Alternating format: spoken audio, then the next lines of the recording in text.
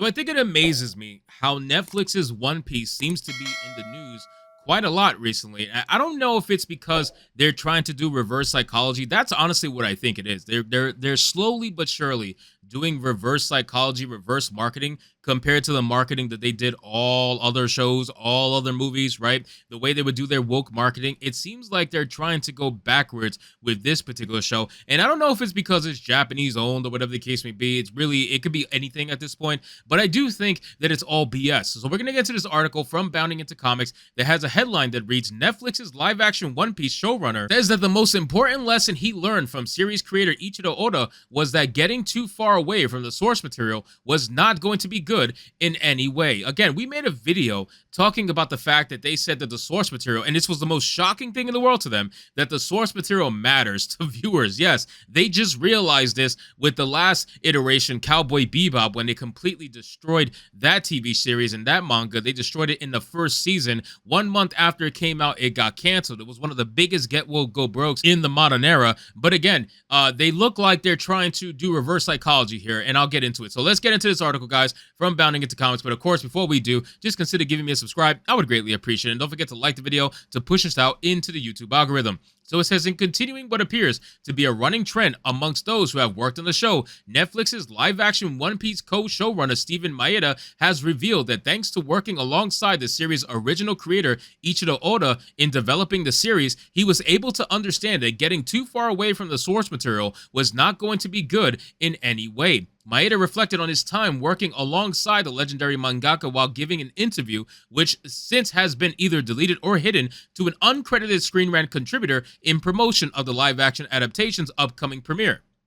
Making reference to Maeda and his co-showrunner Matt Owen's previous revelation that anything new to the series had to be discussed very intensively with Oda, the unknown contributor first broached the topic of the former's collaboration with the series creator by asking whether or not there is something that Oda-sensei initially was not happy about, but you fought for it because you believed it was good and the show needed it, and ultimately you were able to persuade him. So before we get further into it, guys, we did a video on this before and we spoke about it, where Ichiro, I'm sure, has good intentions. Okay, I'm sure the money was good. I'm sure the payday was great. Don't get me wrong. But these Japanese creators, they're very, very specific about their material, right? And you see it in their work all the time. These mangakas do not play around when it comes to their manga and to their stories. But when it comes to Netflix, right? Netflix as a whole has proven to us time and time again that they have certain ideologies that they need to keep, right? They have certain ideas and certain political beliefs, whatever you want to call it, identity politics, they need to adhere to. So that you mean to tell me that this entire TV show is not going to have that? It's not going to have any bit whatsoever?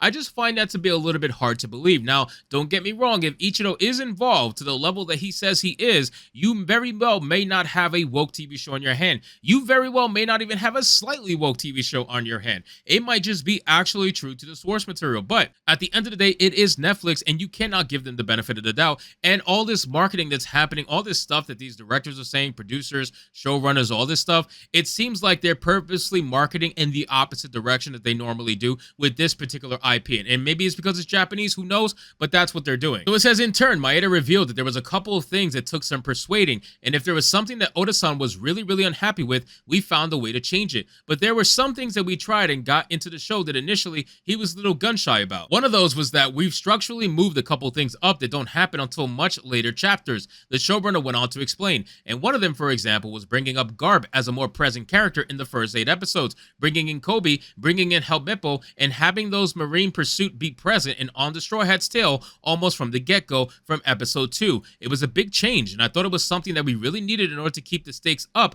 and let it feel like it wasn't just a fun adventure where we were meeting different antagonists and different villains and pirates, but there was actual kind of organized presence and fearsome presence that was behind Luffy and pursuing. That was definitely a big challenge. And another one was pulling up Arlong, because Arlong doesn't really come in until the Arlong Park chapters, he continued. But one of the things that we were able to convince Oda-san to do was pulling Arlong up, introducing him early, taking him to Barati, and kind of swapping him with the Don Krieg storyline in a way to make Arlong our big bad of the first season, which I think worked very well. Conversely, pressed by Screen Rant's interviewer if he could share at least one idea that Oda absolutely shut down, but you wish made it into the show, a refreshingly humble Maeda recalled, there were definitely some things that we couldn't do, and we were okay with most of those things. Now again, guys, whether or not this is true, it could be up in the air. All right, this is Netflix. You got to take it with a grain of salt. Nobody really knows what it's going to be like until the TV show comes out. They are notorious, though, for ruining anime adaptations. They are notorious for it. I mean, this is why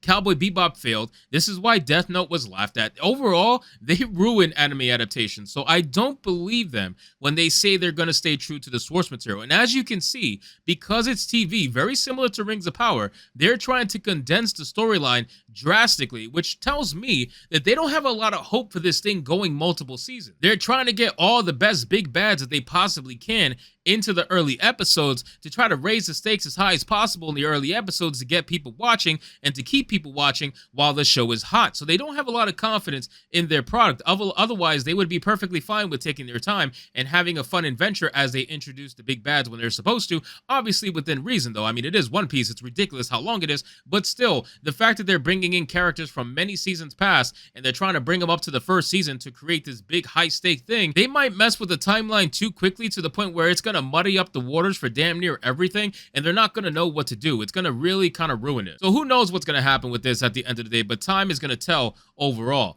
So it says, for example, one of the big mandates was no changing the backstory of how someone got a devil fruit and the powers of the devil fruit. He once again reiterated, as he had first divulged in the series' official press materials, we don't want to introduce new devil fruits. We don't want to change things that are canon. We were always talking about canon and how to do a fan service. Definitely the devil fruit stuff. Definitely keeping backstories as pure as possible. And I would say it was really a process because we did several different versions of the story before we started writing it. The showrunner further detailed, certainly before we started shooting, some of which we were a little further away from the manga, and some of which we were closer. We ended up, I think, doing the right version of the show, which was a really nice high-budget version that was very faithful to the manga without having to be a one-on-one copy. Because if you're doing a one-to-one copy, then what's the point?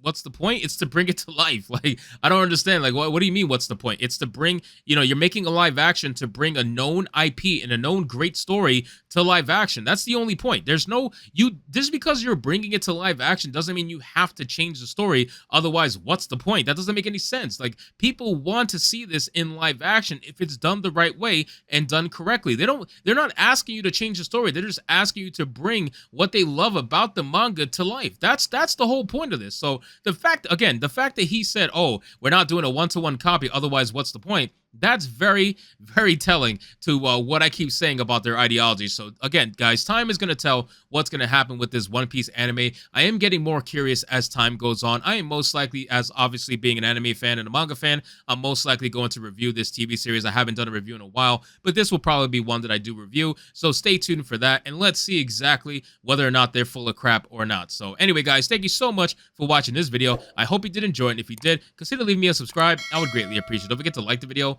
comment, let me know what you thought, and I'll see you guys on the next one. Hypnotic out.